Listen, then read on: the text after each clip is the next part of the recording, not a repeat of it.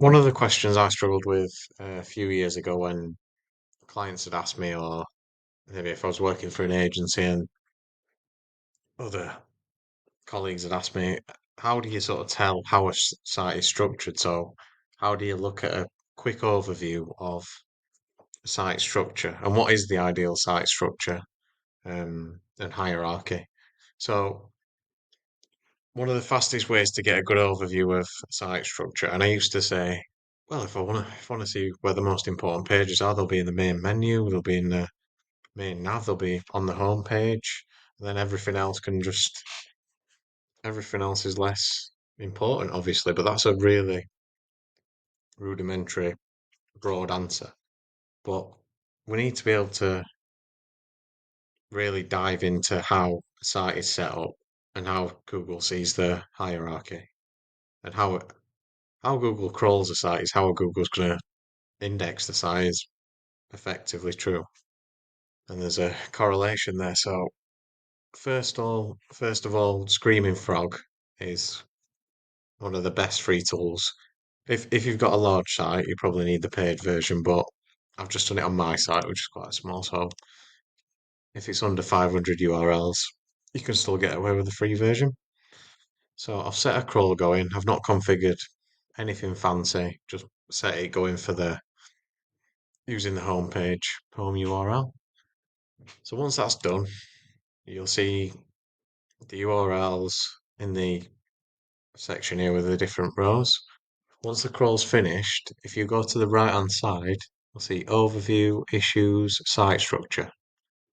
It may seem obvious now, but if you go into site structure, then you can start to see how the website's broken down by page type and the different subfolders that site's broken down into. So you can see my site is broken down into pages, CDN, blogs, products, and checkouts. Now I know CDN's images, and the majority of my site is pages because it is a Shopify site, but I've done it as sort of service pages. So if you want to visualize that in a more accessible way, if we go to the crawl visualizations, crawl tree graph, I think I've already got this up, so I'll just shut it down and then get it back open. So crawl the site in Screaming Frog, go to the right hand side, site structure, and visualizations, crawl tree graph. So now we can start to really visualize how my site is structured. Um, we can see the crawl depth of the site, so we can see that these URLs all have a crawl depth of 1. So what is crawl depth? Crawl depth is essentially how many links it has to follow before it reaches the page. So if a site's linked, if a URL is linked from the home page, and it'll take one click or one extra crawl to get to, then it'll be in this section. Then if it's got another step, so if it's okay, so the page is internally linked from the home page, go to that one. If it's internally linked from that one, then the crawl depth will be 2, which would be all these URLs. Now there are different visualizations. You can see that from this graph as well. Crawl depth 1, crawl depth 2, crawl depth 3. So you might want to look at if you have any URLs which are on level 3 or even 4, and they're incredibly important to your users and your site in the hierarchy, you might want to think about internally linking them from the home page or some of the URLs with only crawl depth 1 or 2. So the crawler takes less time to get to them and it increases their position in the hierarchy. So as you open it up, you can start to see, okay, these are the URLs in crawl depth 3.